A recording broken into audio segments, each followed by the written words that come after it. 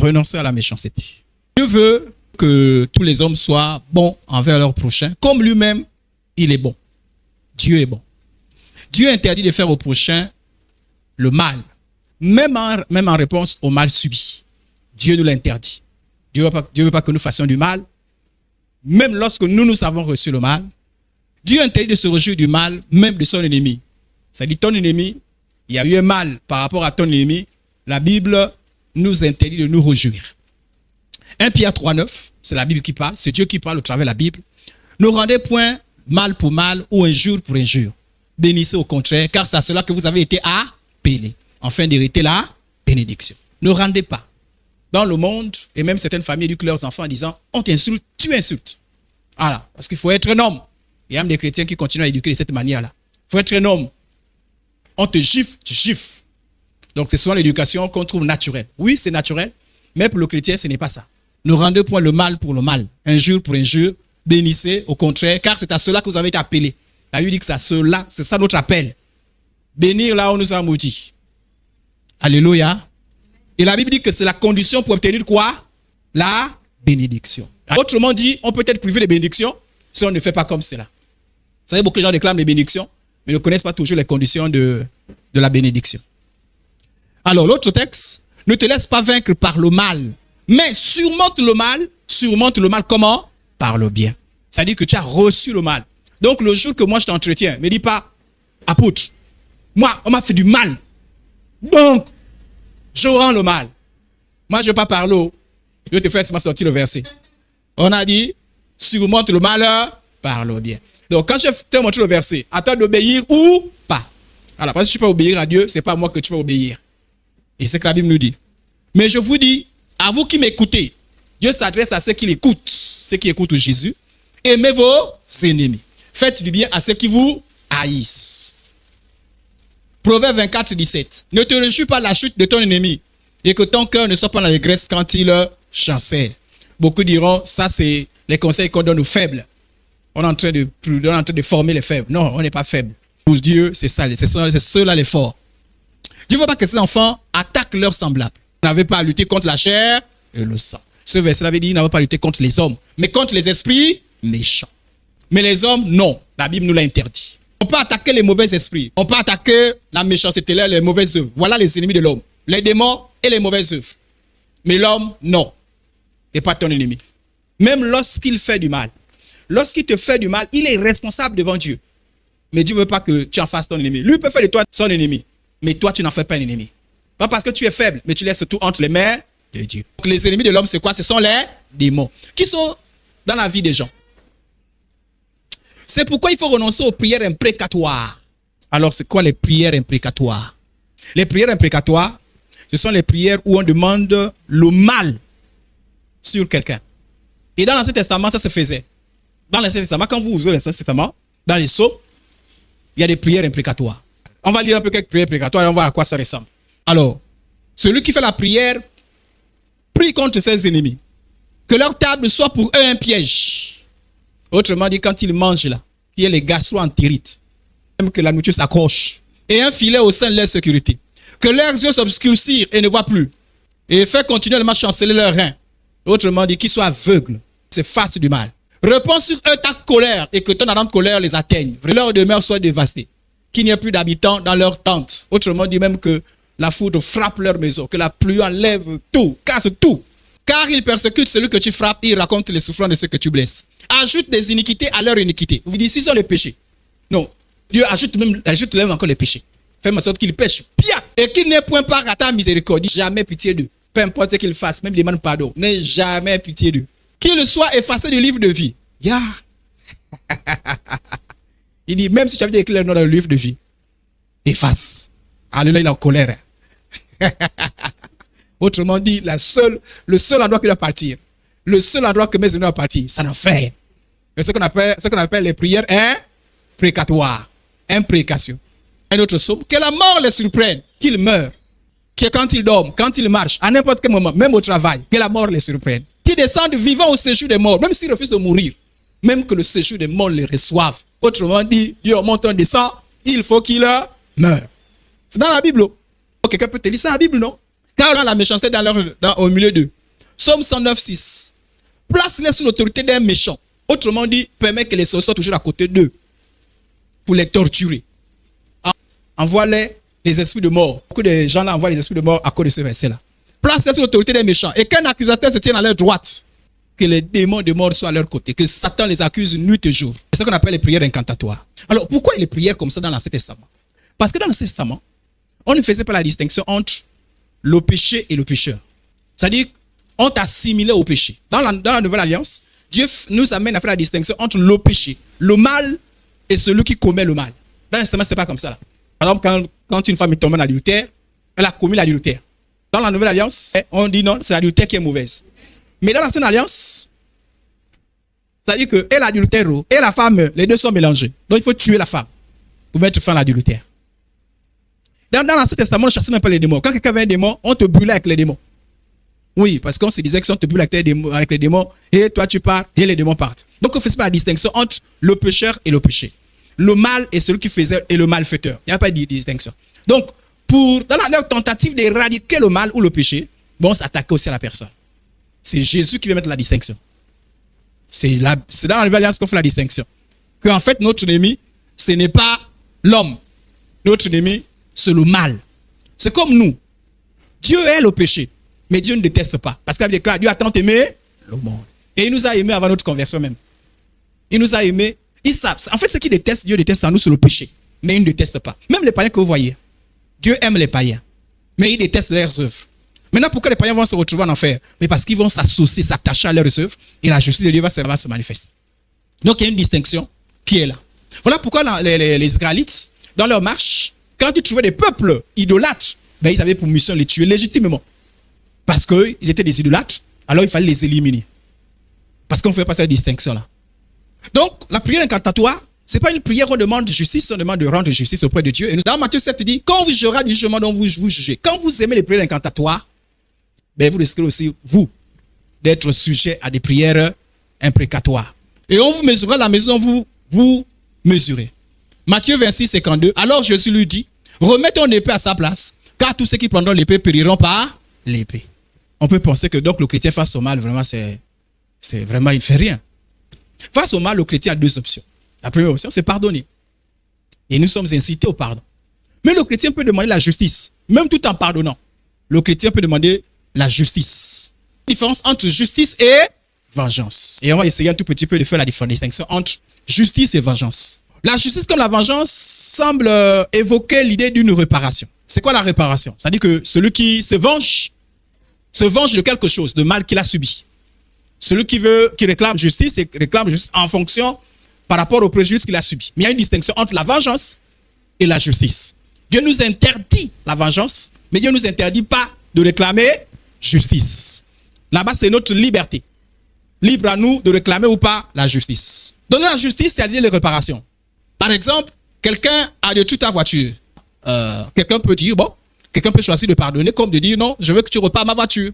Ou à défaut, si elle n'est pas réparable, je veux que tu m'achètes une nouvelle voiture. Libre à toi. Dans l'Ancien Testament, on dit, par exemple, si un homme dérobe un bœuf ou un agneau, c'est mal, non?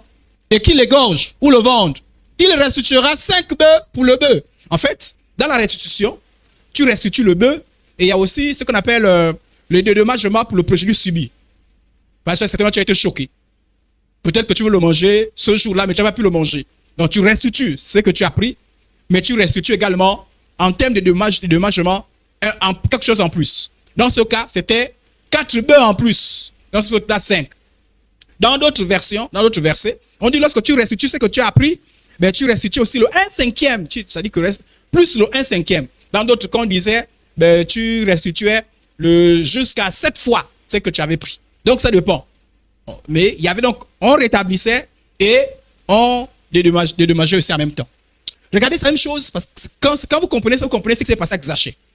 Zachée, Jésus le visite et il prend conscience qu'il a toujours mal agi. Il a pris l'argent de l'autrui pendant qu'il n'en avait pas, c'est-à-dire que injustement. Et il dit à Jésus, mais Zachée se tenant devant le Seigneur lui dit, voici Seigneur, je donne aux pauvres la moitié de mes biens. Ça, c'est l'engagement qu'il prend. Là, il n'y a pas de problème. Et si j'ai fait du tort, j'ai fait tort de quelque chose à quelqu'un, je lui rends le quadruple. Enfin, il appliquait un peu ce principe-là. Si j'ai pris 1000 francs de quelqu'un, je lui rendrai 4000. Alléluia. Donc là, c'est comme s'il faisait une réparation. Mais aussi, il y a des choses qu'on peut restituer, qu'on peut réparer ou rétablir, mais il y en a d'autres qu'on ne peut même pas rétablir ou réparer. Dans ce cas, on fait un dédommagement. Ça peut prendre plusieurs formes. Mais le dédommagement que nous on connaît, c'est plus l'argent. C'est-à-dire, par exemple, dans ce cas, si un homme se querelle et qu'il heurte une femme enceinte et la fasse accoucher sans autre accident, ils seront punis d'une amende imposée par le mari de la femme qu'ils paieront devant le juge. Bon, il peut y avoir deux cas. Soit l'enfant est né correctement, soit l'enfant est né et l'enfant est mort-né. Ben, on peut pas rendre l'enfant. J'ai récemment vu des gens qui demandent de restituer ce qu'on ne peut plus restituer. Les choses qu'on ne peut pas restituer. Lorsque c'est cassé ou c'est détruit, c'est détruit. Dans ce cas, ben, on essaie de compenser. C'est-à-dire que c'est pas, on ne peut pas rendre, mais on essaie de faire quelque chose qui puisse combler le vide ou le mal que cette chose a fait, le mal qui a été causé. En bon français, on dit le préjudice subi. Si un homme frappe l'œil de son esclave, homme ou femme, et qu'il lui fasse perdre l'œil, il le mettrait en liberté pour le prix de son œil. Si c'était ton esclave, ben finalement, à cause de toi, il a perdu l'œil, ben en échange, ben tu donnes la liberté. Parce que l'œil, on ne peut pas rétablir l'œil. On est tous d'accord. Mais par compensation, je fais cela. Donc, tout ceci pour vous dire quoi? Qu'en fait, la notion de justice, c'est toujours dans la Bible. Dieu interdit la vengeance, mais la justice y est. Donc, la notion de justice y est. Alors, quelle est la différence entre la vengeance et la justice? Qui dit justice, dit juge. Le chrétien qui réclame justice doit tout de suite voir un juge. Il n'y a pas de justice sans juge. Or, la vengeance, c'est moi qui suis lésé. Et c'est moi qui réagis. Selon ma propre loi. Selon ma mesure. C'est moi qui vois. C'est moi qu'on a fait du mal. Et je réagis. Or, la justice, on a besoin de quelqu'un de neutre. Le juge peut être un juge humain. Le juge peut être Dieu. Parce que Dieu est juge. Mais la justice, ce n'est pas soi-même. Dieu a interdit que nous soi-même on rende justice. Alléluia. Donc le chrétien peut avoir recours à la justice. Le chrétien peut dire dans cette histoire, je réclame justice, c'est légitime. Ce n'est pas un péché. Il peut dire, bon, je laisse tomber. Mais comme il peut dire, je réclame justice, ce n'est pas un péché. Ce que la Bible interdit aux chrétiens, c'est de pouvoir venger la chose. Si je réclame justice, ben, je dois faire les choses dans les règles de l'art. Ben, je me rends devant un juge. Qui dit justice, dit un procès. Or, la vengeance, il n'y a pas de procès. Pourquoi le procès? Parce qu'à l'époque, moi aussi, je ne comprenais pas pourquoi il y a des procès. On voit que tel a tapé l'autre. On a vu qu'il a blessé l'autre. Mais pourquoi encore avoir un procès? Le procès, c'est pourquoi? C'est pour amener la personne à prendre conscience de sa faute. Parce que, et on s'accorde avec lui. Tu as fait ça, non? Oui. Voilà les preuves, voilà. Mais voilà, par rapport à ça, voilà ce que dit la loi. On doit te dire, et puis on cherche les circonstances atténuantes. On se dit, est-ce que c'est vrai qu'il t'a cassé le bras? Est-ce qu'il a fait exprès? Non. En fait, il ne regardait pas. Bon, involontaire. Mais involontaire, voilà ce que, même si c'est involontaire, mais tu as quand même cassé. Voilà ce qui convient d'être fait. Alléluia. Donc, qui dit justice, dit procès. Or, la vengeance, il n'y a pas de procès. C'est moi-même, c'est à ma manière. Et la vengeance est passionnelle, subjective. C'est à ma manière. Tu m'as tapé, je peux te taper. Ce qui s'est passé, c'est qu'il y a eu un voleur qui est rentré dans la maison. Et quand le voleur est sorti, la dame a crié, voleur! Et les gens se sont jetés sur le voleur et ont tapé sur le voleur et le voleur est mort. Vous voyez un peu l'histoire de vengeance, non? C'est-à-dire que c'est pas proportionnel.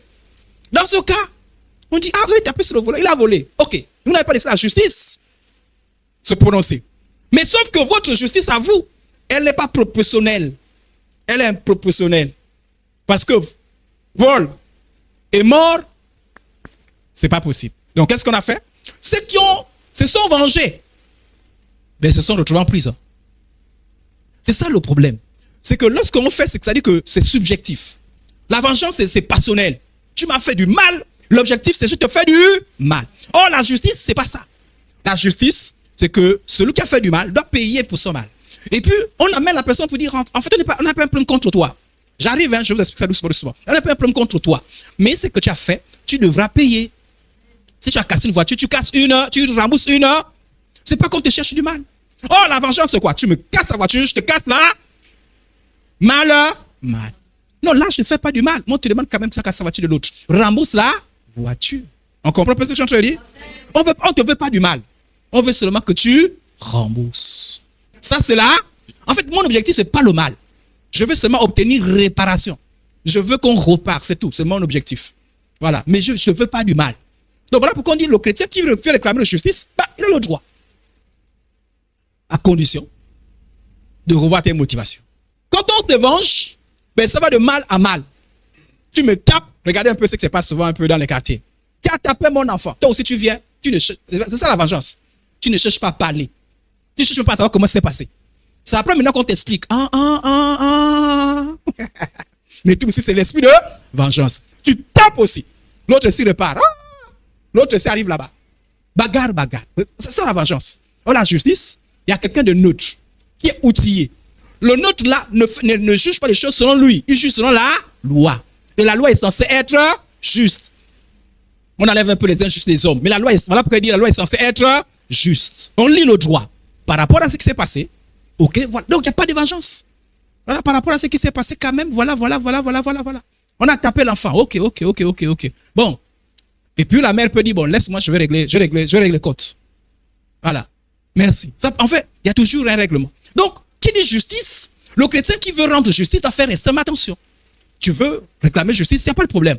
Tu peux réclamer justice auprès, justement, des hommes, comme tu peux réclamer justice auprès de Dieu. Nous allons voir comment on peut réclamer justice auprès de Dieu. Parce que, il ne faut pas confondre la réclamation de la justice auprès de Dieu des prières imprécatoires. Parce que les prières imprécatoires sont interdites. L'objectif, quand je réclame justice, c'est d'établir l'ordre. Ainsi, le chrétien peut porter plainte. Oui, le chrétien peut porter plainte. Parce que souvent, les chrétiens sont, est-ce que je porte plainte? Non. Tu as le choix.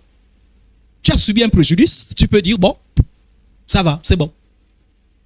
Mais comme je peux t'amener devant les autorités qui sont chargées de rendre justice. Quand on a un esprit de vengeance, ce n'est pas subjectif. On ne sait pas ce que tu veux. En fait, parfois, après, voilà pourquoi on dit c'est personnel. Or, la justice, on cherche le droit, la loi, l'ordre. Qui dit loi, dit ordre. Alléluia. Qui dit droit, dit ordre. On veut que les choses soient faites correctement. Donc, le chrétien qui réclame justice, libre à lui, il peut dire, bon, je pardonne. Comme il peut dire, bon, dans cette fois-ci, ben, je porte plainte. Il donne un petit bémol. La Bible dit, quand il s'agit d'un frère en Christ, quelqu'un de vous, lorsqu'il a un différend avec un autre, aussi il plaidait devant les injustes et non devant les saints, quand vous avez des différends pour des choses de cette vie, ce sont les gens dont l'Église ne fait aucun cas que vous prenez pour juge. Je le dis à votre honte. Et s'il n'y a parmi vous pas un seul sage qui puisse prononcer entre ses frères. La Bible dit, si tu es un problème avec ton frère, ne cours pas vite. Cherche d'abord à régler ça. Vous êtes des frères, non? Vous êtes censés vous comprendre, non? Vous avez le même Seigneur, non? Asseyez-vous. Prenez une personne mature. Voyez si vous pouvez régler ce problème. Parce que la personne mature comprend les choses de Dieu même. Dans l'espoir que les deux soient de bonne foi. Amen, amen. Donc la Bible donne ce conseil-là. Et je voudrais vous faire connaître ce conseil. Que la Bible dit qu'à l'église, bon, on a fait quelque chose. Ne cours pas vite. Non, ne cours pas vite. C'est ton frère, ta soeur. Non, ne cours pas vite. Essaye un peu de voir s'il n'y a pas un frère. Appelle d'abord le pasteur. On espère. On essaie d'arranger. Amen, amen. Mais dans le cas où le problème dépasse l'église, avait essayé d'arranger. Donc, la Bible ne te force pas. Il ne faut pas dire que l'homme a coincé. La Bible ne te force pas. Bon, va à la justice. Parce que le chrétien n'a pas peur de la justice. Mais la Bible dit, si on peut régler ça, on règle ça à l'amiable. C'est ça les chrétiens. Donc le chrétien fait preuve de retenue.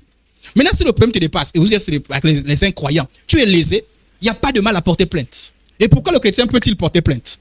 Pour plusieurs raisons. Première raison, d'abord, on va lire ce verset. Chacun doit se soumettre aux autorités qui exercent le pouvoir. Et en termes de différents, qui exercent le pouvoir, ce sont les juges, les avocats, les magistrats. Qui dit justice dit magistrat. Et les justices du quartier là, bien. Mais vraiment, la Bible demande un peu de faire attention dessus. Donc, la Bible dit que les magistrats, la Bible nous donne l'enseignement, nous les chrétiens. L'apôtre Paul qui est poussé par le Saint-Esprit. Il dit les magistrats que vous voyez là. C'est Dieu qui a permis qu'il y ait des magistrats. Le principe vient de Dieu. Donc quand nous disons non, nous les magistrats, ce sont les païens. Non, la Bible dit que le principe des magistrats vient de Dieu. Voilà pourquoi tout chrétien magistrat qui pratique l'injustice sera sévèrement jugé. Parce que le principe, la justice vient de Dieu. Car toute autorité vient de Dieu. Donc c'est Dieu qui a établi les magistrats. Bon, on a les gens qui viennent seconder les magistrats, ce sont les gendarmes, les policiers, puisque nous, surtout nous, ici en Afrique, on commence par la police et puis on va doucement. Mais ce sont les partenaires. Il y en a d'autres qui partent directement en justice, d'autres passent par eux. Ils ont été établis par Dieu. Donc quand on parle de magistrats, vous voyez toutes ces personnes-là. La Bible dit que c'est Dieu qui les a établis. C'est Dieu qui les a établis. En fait, le principe les policiers que nous voyons, le principe, c'est Dieu qui l'a établi. Les gendarmes, le principe, c'est Dieu qui l'a établi. Les magistrats, c'est Dieu qui l'a établi. Donc, ça dit que, légitimement, je me dis, bon, comme Dieu les a établis, ben, je vais aller vers eux. Ils vont lire le droit et ils vont lire la loi. En effet, les magistrats ne sont pas à craindre pour ceux qui font le bien. Ça veut dire que n'ayez pas une idée bizarre des magistrats. Voilà pourquoi les magistrats seront jugés, les magistrats injustes seront jugés. Mais ils ne sont pas à craindre. La Bible dit. Mais ceux qui font le mal, désires-tu ne pas avoir à craindre l'autorité? En fait, autrement dit, c'est que ceux qui craignent les magistrats, ceux qui font le mal. Si la police passe par là, ils se sont dit, attrape un voleur, que toi tu es un voleur aussi, tu vas croire que toi aussi, c'est toi, peut-être toi qu'on cherche. On cherche le voleur. Oh, tu vas fuir. Parce que tu es coupable de vol. Mais si tu ne voles jamais, tu cherches un voleur. Mais tu es tranquille. La seule prière, c'est qu'il n'y ait pas confusion. Alors, fais le bien et tu recevras les éloges. Car elle est au service de Dieu pour t'encourager à faire le bien. Autrement dit, ce sont des versets parfois un peu curieux. Hein?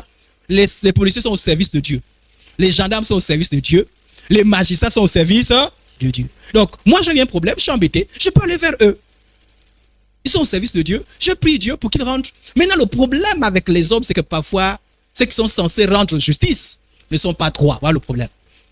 Voilà pourquoi la justice, c'est celle de Dieu. Amen. Amen. Mais toutefois, on peut tenter de faire confiance à cette justice-là. Voilà pourquoi on doit prier pour eux. Mais si tu fais le mal, crains-la.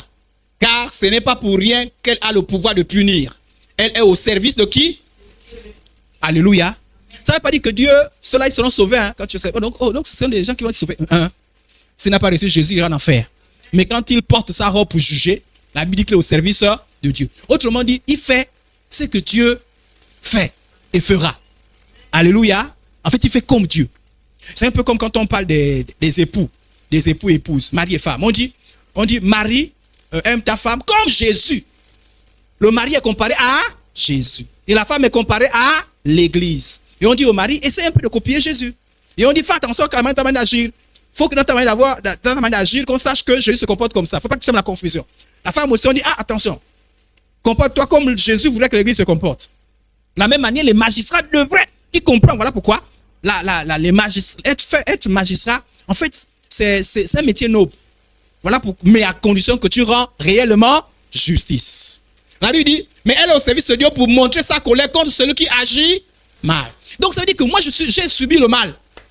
Je veux obtenir réparation, mais je ne me venge pas moi-même. Dieu me l'interdit. Je vais vers ceux que Dieu m'oriente. Dieu dit, ils sont au service de Dieu. Je vais vers eux pour dire, bon, j'ai essayé de négocier au quartier, mais là, je ne peux pas.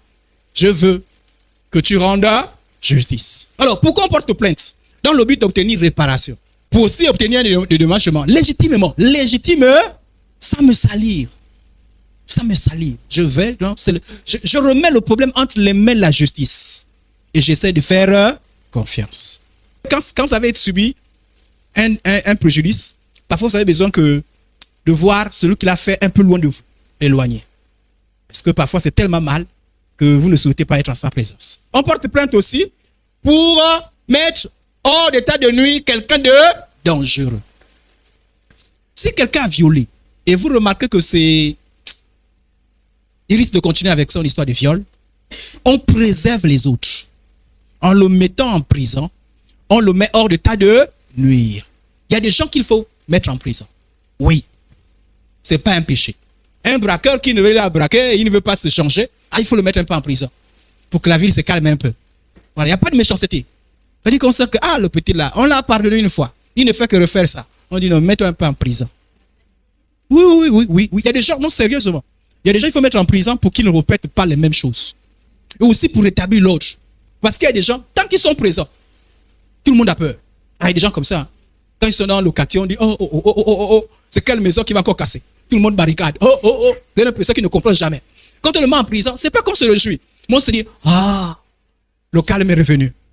Et il y a des gens comme ça, il faut porter plainte. Ah oui, les bandits, il faut les porter plainte. Les voyous, il faut les porter plainte. Ça, c'est pas la vengeance. Ça, c'est rétablir le droit. Il fallait que je vous le dise parce que ça va prêter à confusion. Un bandit, il vient, il casse là-bas, il casse là-bas, il casse là-bas. Quand vous le prenez, mettez-le pas en prison. Mais aussi le permet de méditer sur son acte. Vous savez qu'il y a des gens qui parfois, il n'y en a pas tous, il y en a d'autres qui vont en prison, ils deviennent encore pire. Il y en a d'autres qui ont besoin de ce temps-là pour prendre conscience un peu. Ça, ils réfléchissent. Mais moi aussi, j'ai fait du mal. Et ils rentrent en eux-mêmes et ils essaient de changer. Donc, ce n'est pas interdit. Si vous voyez quelqu'un mal intentionné, il veut nuire. On le met hors d'état de nuire. C'est pas toi. C'est celui qui a eu l'onction de Dieu, qui a eu le pouvoir de Dieu, le magistrat. Il y a des bandes de voleurs. Et ils continuent à voler. Vous n'allez pas parler de gens comme ça. On dit qu'on les excuse. On ne veut pas du mal. On ne veut pas les torturer, on ne veut pas les tuer. Mais on veut que la justice s'en occupe. Le chrétien peut porter plainte. Mais toutefois, il faut faire preuve d'indulgence. Donc, il pardonne parce qu'il ne veut pas se venger. Mais il remet la chose entre les mains de la justice. Et il faut que la justice rende son verdict. Il faut supporter. Maintenant, le chrétien peut rejeter la justice de Dieu. C'est-à-dire, je me confie aux hommes, je dis régler justice, mais en même temps, j'ai fait appel à la justice de Dieu. Ou bien je dis, bon, les hommes à leur niveau, mais moi, je veux que Dieu intervienne à ma faveur. Oui, il y a des gens qui ont fait appel à Dieu.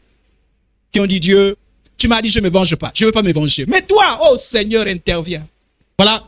Psaume 43, verset 1. Rends-moi justice. Ô Dieu, défends ma cause contre une nation infidèle. Délivre-moi des hommes de fraude et d'iniquité. Psaume 26, 1. Rends-moi justice éternelle, car je marche dans l'intégrité, je me confie à l'éternel, je ne chancelle pas. La prière imprécatoire, c'est tu meurs.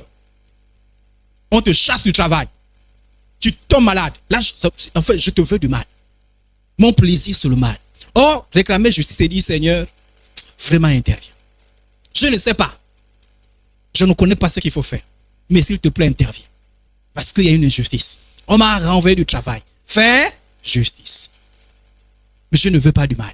Justice, ça peut faire en sorte qu'on te ramène au travail. Maintenant, après, si les gens qui t'ont fait du mal ne jouent pas le jeu avec Dieu, ben Dieu peut les chasser. Ce qu'il ne veut pas, c'est que tu médites le mal. Dieu dit, ne maudissez pas, bénissez. Les prières imprécatoires, c'est que je te désire le mal. Ce n'est pas ça mon problème. Mon problème, c'est que Dieu établisse l'ordre. Dieu dit, ne maudis pas. Dieu dit, ne souhaite pas le mal. Dieu dit, laisse-moi. Laisse ça entre mes mains. Donc le chrétien peut avoir mal. Et dit, Seigneur, fais-moi justice. Mais quand tu fais tes prières, rassure-toi que toi, tu n'as aussi pas tort à l'intérieur. Hein? Parce que tu ne fais pas de combine. Hein? Nous, les hommes, on fait la combine. Hein? Voilà. C'est toi qui as tapé. Maintenant, tu as tapé là-bas, c'est sorti. Tu veux qu'on te rende justice. Mais toi qui as commencé. Mais Dieu n'est pas comme ça. Donc, quand tu demandes une telle prière, voilà pourquoi, en fait, Dieu dit souvent, laissez-lui faire. Mais si tu as le droit, tu as le droit. Rassure-toi que vraiment, tu es innocent dans cette histoire. Et que vraiment, ton cœur n'est pas le mal que tu veux. Mais tu peux demander justice. Maintenant, il arrive que Dieu lui récupère le problème et Dieu résout ça. Faites toujours confiance en Dieu. Toujours et toujours. En fait, le fait que le chrétien ne se venge pas, c'est un signe de foi en Dieu. Je ne me venge pas parce que mon Dieu s'en occupe. Amen, amen. Parce que si moi-même je m'en occupe, je dis ok. Je vous prends un exemple. La Bible dit lorsque vous priez, ne soyez pas, ou bien quand vous jeûnez, dites pas, il va dire oh, sans enclin, tu vois là, je jeûne. C'est ça. Là, tu vas fatiguer là. Ça fait 2 jours que je jeûne. Je finis. Frère, tu me vois là, tu vois pas que je suis un peu fatigué là. Mais je jeûne. La Bible dit que, en fait, tu as ta récompense. Ta récompense, je vais dire, ah ouais, ah oh, oh. Mais non, il jeûne. Et ça ta récompense. Dieu dit quand tu jeûnes, c'est entre toi et moi. Donc, c'est pas la peine de faire la publicité. Moi, je vois et je vais te récompenser. Donc, c'est la même chose. Si moi-même, je m'obstine à me venger, c'est comme je disais à Dieu, Dieu laisse tomber, moi-même, je me venge. Mais quand je laisse tomber, Dieu prend le relais. La Bible dit même ceci. Et si je bénis quelqu'un et qu'il ne mérite pas la bénédiction, la Bible dit ma bénédiction se transforme en charbon. Charbon. C'est écrit dans la Bible. C'est-à-dire que moi, je dis, Seigneur, bénis. Mais Dieu, dans sa justice, dit, la personne ne s'est pas repentie. La personne est... Moi, Dieu, le juste juge, je ne peux pas permettre la bénédiction. Il change ta bénédiction à charbon ardent. Donc, quand le chrétien dit, je laisse tomber, ceux qui n'ont pas les yeux spirituels disent, faible, faible, faible. Ceux qui ont les yeux spirituels savent que si celui à qui on pardonne ne se repent pas, même la bénédiction se transforme en charbon ardent. Donc, quand je demande justice auprès de Dieu, je ne suis pas animé des mauvais sentiments. Maintenant, il arrive que quelqu'un se confie en Dieu par rapport à un problème. Il dit, Seigneur, je me confie en toi. Et par la bouche de la même personne, Dieu annonce un jugement. Attention, les chrétiens sont calmes. Mais il arrive que poussé par le Saint-Esprit, voilà pourquoi il faut faire attention, que le chrétien sorte de sa bouche une parole que le Saint-Esprit commande. Il faut jouer avec les chrétiens qui aiment toujours balancer les malédictions. Là. Eux, ils balancent par eux-mêmes. Ah, je t'ai maudit. Cela, c'est eux-mêmes. Mais les chrétiens calmes là, il a dit qu'il te bénit. Il te bénit. Le jour que le Saint-Esprit dit aujourd'hui là. Parce qu'en fait, on a dit que c'est Dieu qui juge. Mais il arrive parfois que Dieu ouvre la bouche de son serviteur et annonce un jugement. Je vous donne un exemple. Paul était en train de prêcher l'évangile. Et il y a un petit voyou parce qu'il faisait un peu la magie. Donc il fait ses incantations. Pour empêcher que le monsieur à qui il annonçait l'évangile se convertisse. Fait sa magie. Fait sa magie. Paul savait que c'était un petit magicien. Il envoyait ses démons.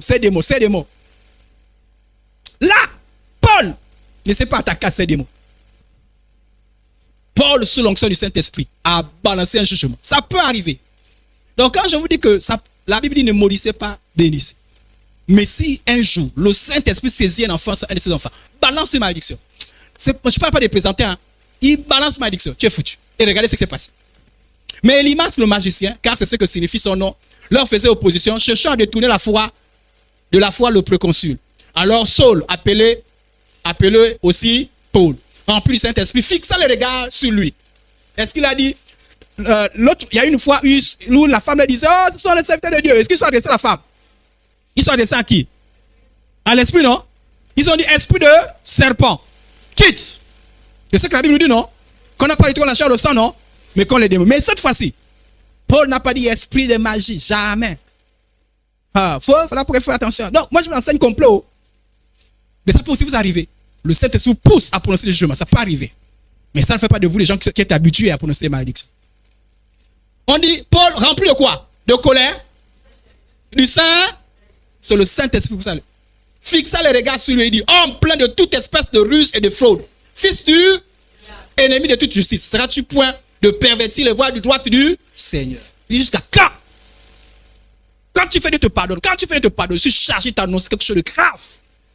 Il dit, maintenant voici, la main du Seigneur est sur toi. Tu seras à... Et pour un temps, tu ne verras pas le... Aussitôt, l'obscurité des ténèbres tombait sur lui et ils cherchèrent en tâtonnant des personnes pour le guider. Ah, ça peut arriver. Oui, ça peut arriver.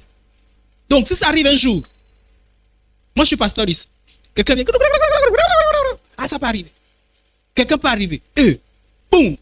Oh, il a maudit. Ça peut arriver. Oui, parfois Dieu juge les voyous. Ça peut arriver. Ça peut arriver.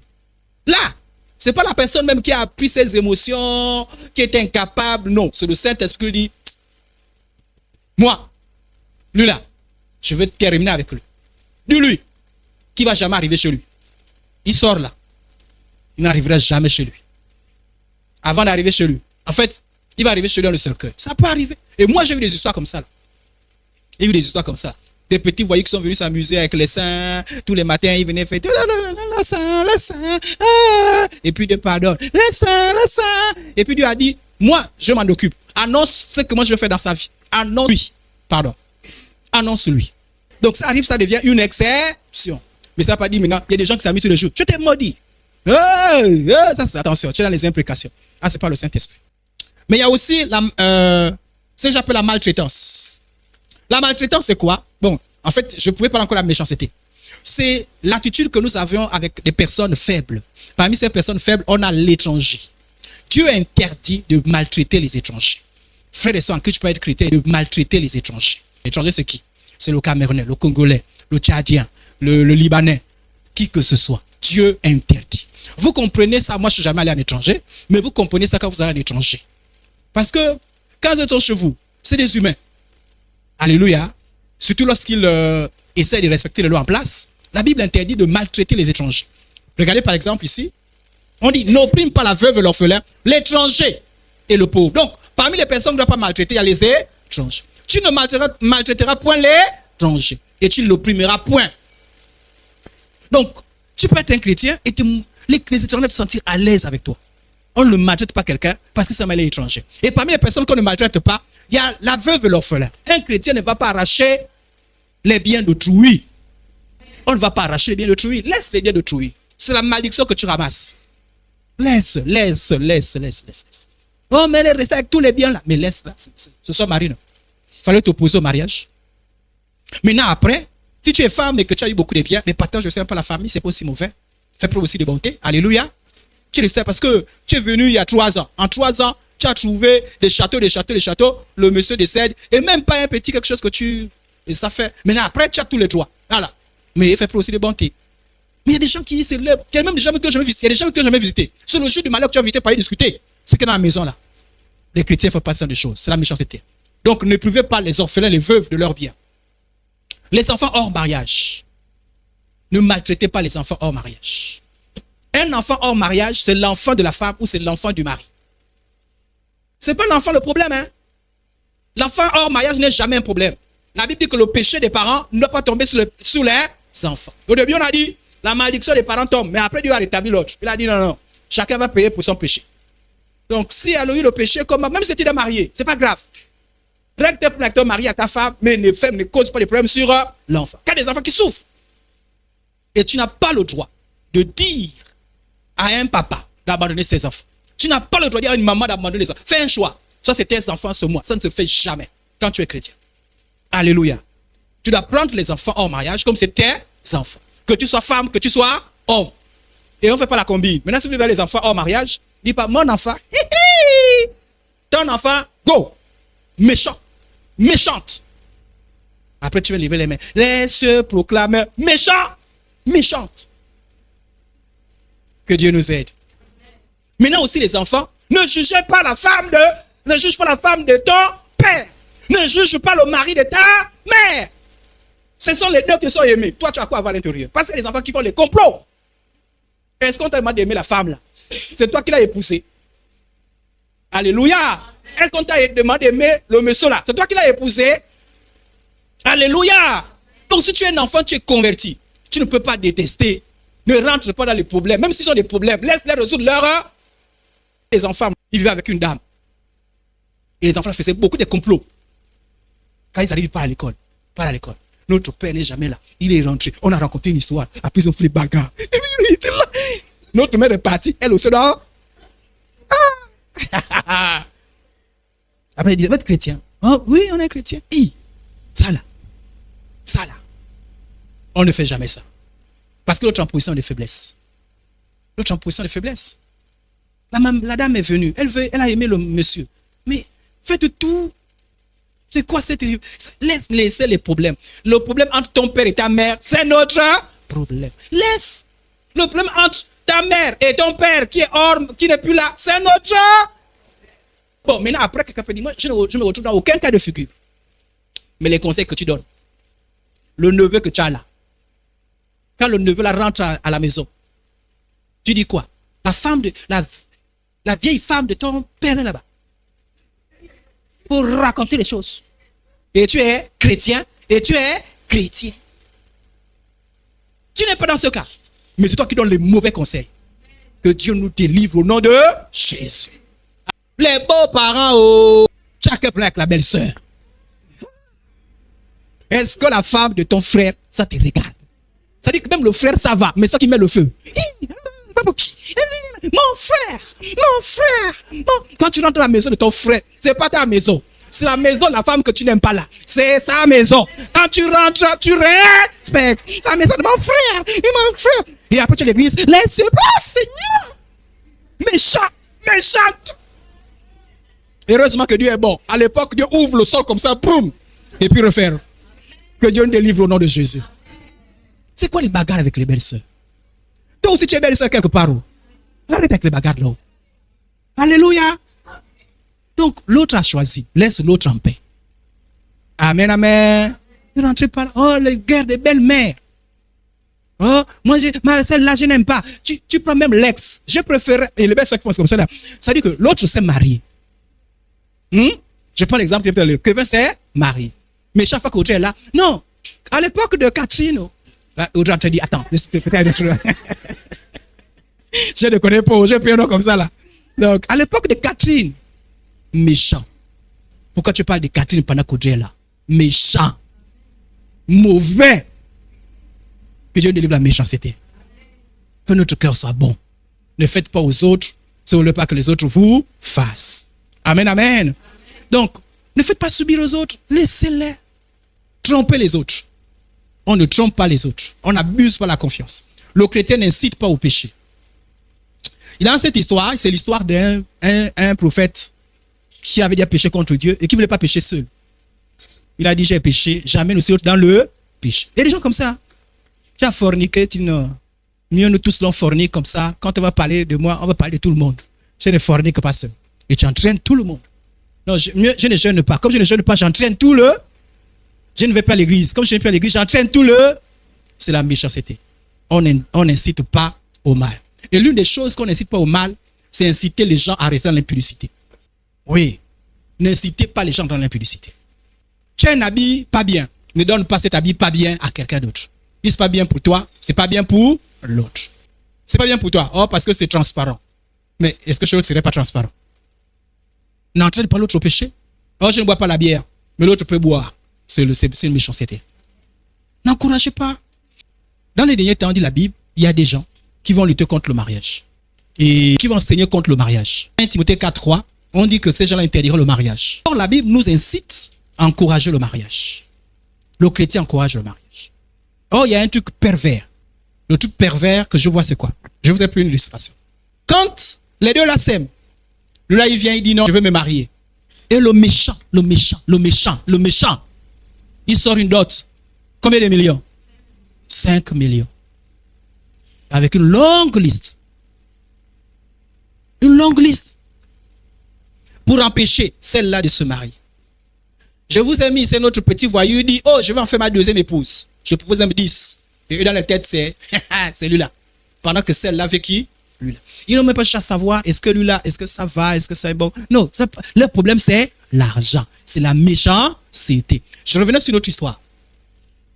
Grâce à la dot, cela s'oppose. S'il n'y a pas 5 millions, s'il n'y a pas ceci, s'il n'y a pas cela, pas de mariage. Mais quand la même fille est dans l'impudicité, c'est-à-dire qu'un petit voyou l'a pris, l'a mis dans la maison, les mêmes parents, personne ne se lève pour dire que Dieu, qui a pris notre enfant, ramène-le dans la maison. Même si le petit voyou a fait 10 ans, les enfants, personne ne parle, bouche fermée. Les hommes qui sortent partout, les tantes qui sortent partout, les grands-pères, personne ne sort. Ils attendent, si tu meurs là-bas, ils vont sortir pour dire payer la dot. C'est pour eux, pas pour toi, pas pour ton bien. Mais 10 ans, tu es là, tu souffles là, personne. Mais le jour que tu prends consentir, je vais marier, là ils sortent. S'il n'y a pas, pas de mariage. Et quand ils ont fini de dire ça, si le mariage est annulé, si les deux repartent dans l'impudicité, ils n'ont pas de force. C'est la méchanceté. Frères et sœurs en Christ, nous devons réfléchir. Nous ne devons pas être ceux qui sont contre le mariage. Nous devons être ceux-là qui favorisent le mariage. Les bons mariages, je n'ai pas dit le trafic, les bons, mais pas contre le mariage. La dot, c'est un principe biblique. Mais ça a pris des effets pervers.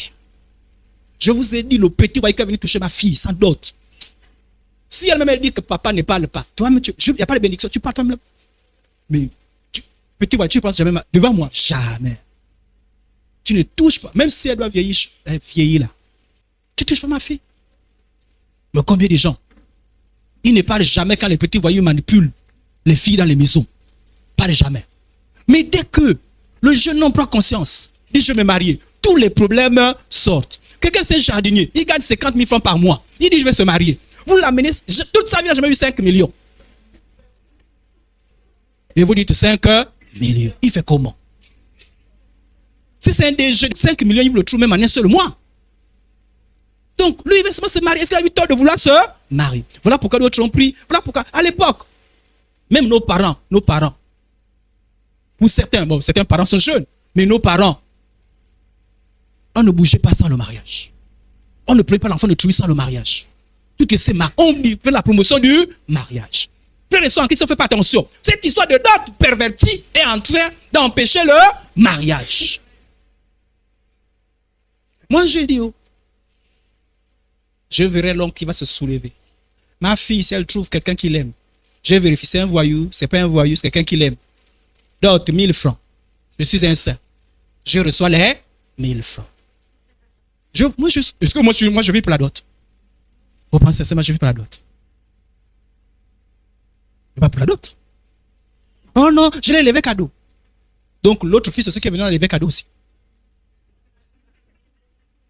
Oui, bien, quand je l'ai élevé, c'était un investissement.